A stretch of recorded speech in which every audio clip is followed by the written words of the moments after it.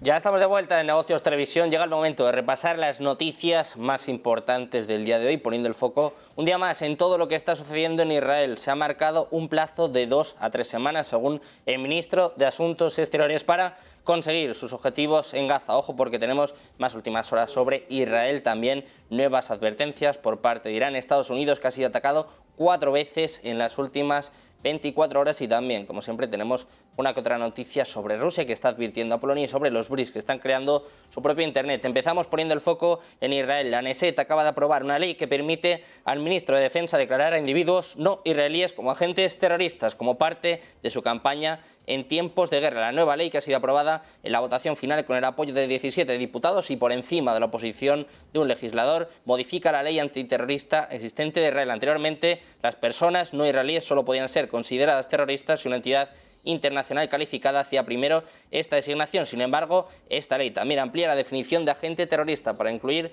a financistas que no sean miembros formales de una organización terrorista. Las notas explicativas que acompañan a la ley sobre sus votaciones finales establecen que el requisito anterior de depender de designaciones extranjeras calificadas planteaba una limitación real al abordar la lucha contra el terrorismo en general y con la financiación del terrorismo en particular.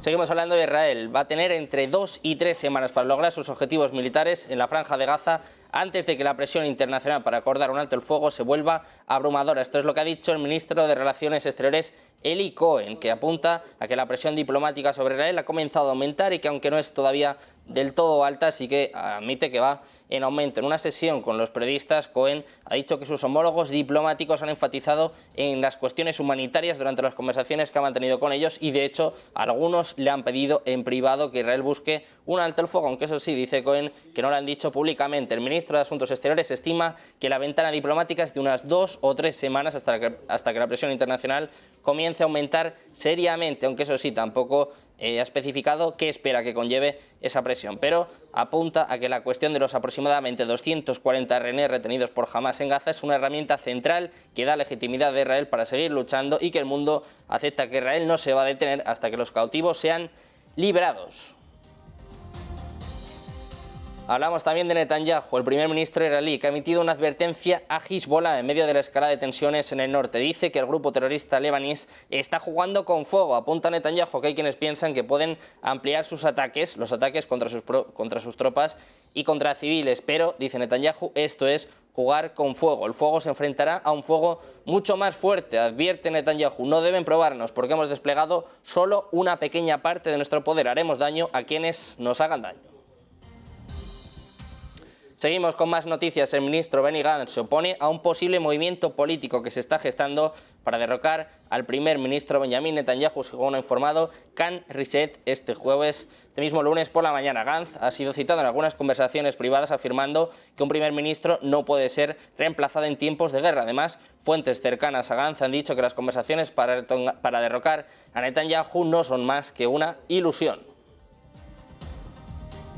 Hablamos también de los ataques que están teniendo lugar con funcionarios sanitarios y personas atrapadas en el mayor hospital de Gaza. Han rechazado este domingo las afirmaciones de que Israel estaba ayudando a evacuar a bebés y otras personas, y además afirman que los combates continuaban a las afueras de las instalaciones, donde las incubadoras permanecían inactivas, sin electricidad, y además estaban agotando los suministros críticos. Un día después de que Netanyahu dijera que Israel estaba empleando toda su fuerza con el objetivo de poner fin a los 16 años del gobierno de Hamás en Gaza, los residentes han informado de intensos ataques aéreos y bombardeos, incluso en los alrededores del hospital de Sifa. Israel ha acusado a Hamás de ocultar un puesto de mando dentro y debajo del recinto, unas acusaciones que han sido negadas por el grupo terrorista.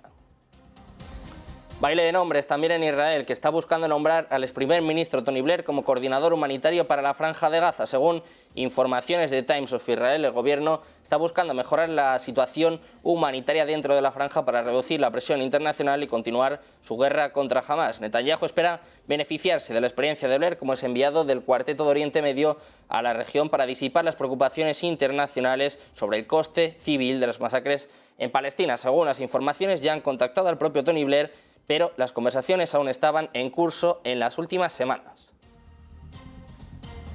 También hay condena ya por parte de Estados Unidos, de la Unión Europea. Las 27 naciones han condenado conjuntamente a Hamás por el uso de hospitales y civiles como escudos humanos en la guerra contra Israel. Josep Borrell ha dicho que al mismo tiempo el bloque ha pedido a Israel, eso sí, la máxima moderación en los ataques para evitar víctimas humanas. Dice Borrell que ya saben lo difícil que ha sido en las últimas semanas, después de la votación de las Naciones Unidas, presentar un enfoque completamente unido, pero los 27 estados están de acuerdo con imponer más sanciones a Hamás y sobre todo condenar el uso de hospitales y civiles como escudos humanos. Hablamos de nuevos ataques a Estados Unidos. Las fuerzas estadounidenses internacionales en el noroeste de Siria han sido atacadas con drones y cohetes al menos 4 veces en las últimas 24 horas, aunque eso sí, añaden que no ha habido víctimas y solo daños menores, según apunta un oficial militar estadounidense. Las fuerzas estadounidenses fueron atacadas 3 veces el domingo por la noche, incluso cerca del campo petrolero Al-Omar y en una base estadounidense en Al-Sadadi, según dice este funcionario. Además, el lunes por la mañana se han disparado múltiples drones contra fuerzas estadounidenses en la zona de aterrizaje de Rumalín. Los ataques se produjeron después de que Estados Unidos llevara a cabo 2 ataques aéreos el domingo contra instalaciones que eran utilizadas por grupos alineados con Irán. Las tropas estadounidenses y de la coalición han sido atacados al menos 40 veces en Irak y en Siria desde principios de octubre. De hecho, declaraciones supuestamente de grupos militares han dicho que los ataques son una respuesta al apoyo de Estados Unidos a Israel en la guerra en Gaza. Hasta ahora, al menos 56 miembros del personal estadounidense han sufrido desde heridas menores hasta lesiones cerebrales traumáticas, aunque eso sí, todos han regresado al servicio. Estados Unidos se está culpando de estos ataques a grupos respaldados por Irán, una afirmación que rechazan desde Teherán, que dice que estos grupos están actuando por su cuenta.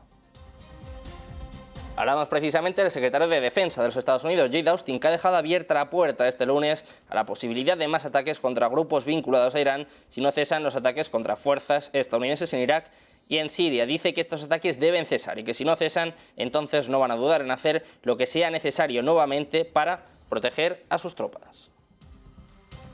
Hablamos precisamente de Irán. El comandante de la Fuerza Aeroespacial de la Guardia Revolucionaria iraní ha manifestado este lunes que el conflicto de Gaza ya se ha expandido al Líbano y además advierte de que podría propagarse por más países de la región. Dice que es probable que el alcance de los combates aumente aún más, que el futuro no está claro, pero eso sí, advierte que Irán está preparado para todos los escenarios. Además, insiste en que los ataques de Hamás supusieron una gran victoria estratégica ante la que Israel ha respondido con una masacre de niños en Gaza.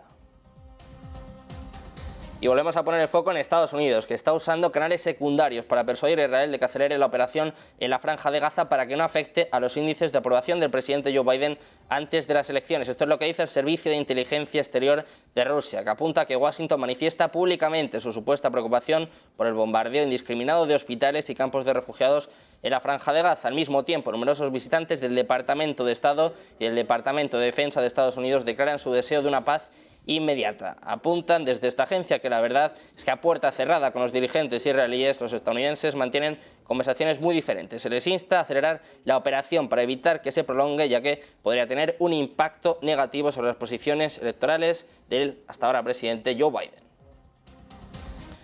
Hablamos ahora también precisamente del propio Joe Biden. Vamos a hablar en este caso de que está rechazando la propuesta del Pentágono de continuar con los bombardeos. Apuntan desde New York Times a que tiene miedo a provocar un conflicto más amplio con Irán. Dicen que las contramedidas están siendo tan limitadas que los críticos republicanos en el Congreso, incluso algunos partidarios del poder aéreo, están argumentando que simplemente están invitando ataques más frecuentes y letales contra los soldados estadounidenses en la región. Además, el Pentágono y otros funcionarios de la administración Biden están desestimando estas críticas, afirmando que los ataques aéreos estadounidenses son proporcionales a los ataques de las milicias respaldadas por Irán y que están destinados a perturbar las actividades de los militantes. Hablamos también de la Unión Europea, que está analizando aumentar las sanciones contra Irán por su apoyo a Hamás, pero existe una amplia división entre los diplomáticos de la Unión Europea sobre si esto es o no una buena idea. Mientras tanto, los 3 grandes estados miembros de la Unión Europea, Alemania, Francia e Italia, también han elaborado algunos planes según apunta el medio político. Aún así, algunos dentro de Europa están preparando sanciones adicionales contra Irán, en particular una prohibición de la exportación de componentes utilizados en la producción de misiles. Pero hay varios países que piensan que esto podría ser contraproducente y que podría escalar el conflicto en Medio Oriente, precisamente lo que la Unión Europea quiere evitar. Hablamos también de España. La vicepresidenta segunda del Gobierno en funciones, Yolanda Díaz, ha pedido este lunes que se ha de avanzar en la línea de las sanciones y de la presión diplomática. Dice que hay que llamar a consultas al embajador. Por el contrario, ha pedido también a sus diputados que sean los altavoces de lo que está pasando hoy en Palestina y ha pedido que hagan propuestas en las comisiones parlamentarias pertinentes. Escuchamos a Yolanda Díaz. lo que está pasando nos compromete a nivel humano, ético y político. Hay que seguir presionando hasta conseguir el alto al fuego. Escuchábamos estos días nuestra ministra belga, Petra, con la que hemos estado también recientemente, y creo que en la línea de lo que ella proponía hay que avanzar. Hay que avanzar en la línea, sí, de las sanciones. Hay que avanzar en la línea de la presión diplomática. Hay que llamar a consultas al embajador. Y, por supuesto, hay que conseguir un embargo a la compraventa de armas con Israel. Me pregunto yo, ¿por qué no hacemos esto con Israel? ¿Por qué con otros países sí? Seguimos con más noticias. Hablamos ahora de Reino Unido, donde el primer ministro británico, Rishi Sunak, ha destituido este lunes a la ministra de Interior, Suella Braverman, después de que se viera envuelta en varias polémicas políticas del país. La última, en la que criticó la actuación de los responsables de la policía y la seguridad nacional. Ojo, porque también ha habido sorpresa con el nombramiento de David Cameron. Nos cuenta, nos explica todos los detalles nuestro compañero Javier Luengo. En las últimas horas lo que hemos visto ha sido una reorganización prácticamente total del gabinete del primer ministro del Reino Unido, Rishi Sunak, una reconfiguración de su gobierno del 10 de Downing Street en plena precampaña electoral de cara a las generales de 2025. Los conservadores lo tienen complicado para revalidar en la casa, en el Palacio Presidencial, mientras que siguen los intentos de los laboristas por tratar de recapitular o al menos conseguir beneficio político de la crisis de los conservadores. David Cameron ha sido uno de los principales cambios en el ejecutivo de Sunak, al menos uno de los más anunciados a bombo y platillo desde Londres. ¿Por qué? Porque es todo un primer ministro, un ex primer ministro, devaluado a la cartera de Asuntos Exteriores, dependiente, y en este caso organizador de la política exterior del Reino Unido en este contexto en el que Ucrania y la tensión en Oriente Medio son dos de los focos de principal atención para los gobiernos nacionales. Para Cameron el dinero nunca ha sido un problema, viene de una familia aristócrata y cuando perdió la partida del Brexit, 52% de los británicos votaron en 2016 a favor de irse de la Unión Europea, él tuvo que dimitir porque dijo que no estaba de acuerdo. En su segunda vida como conferenciante ha llegado a cobrar más de 140.000 euros por una intervención, algo menos de la mitad de lo que factura ahora Boris Johnson, que se está haciendo millonario tras esa ruidosa manera de salir de Downing Street en el 22. A la salida de la pandemia, para Cameron trascendió su oscuro papel como asesor a sueldo, llegó a cobrar anualmente hasta 900.000 euros de la firma Greensill Capital, que se declaró en bancarrota y por la que Cameron llegó a interceder ante el entonces secretario del Tesoro, Rishi Sunak, ahora primer ministro, su jefe, reclamando ser incluida en los programas de rescate financiero por la pandemia. Todo en Reino Unido se hace, como decíamos, mirando ya las elecciones del 25 y uno de los requisitos, uno de lo que ahora no cumple Cameron es ser diputado. No lo es, lo necesita para ser ministro y por lo tanto está previsto que en las próximas horas lo que haya sea a través de vía de urgencia una incorporación del conservador a la Cámara de los Lores. Cameron, que vuelve a la primera línea de la política británica cuando en 2019 en una de sus últimas encuestas se publicaba por YouGov que era uno de los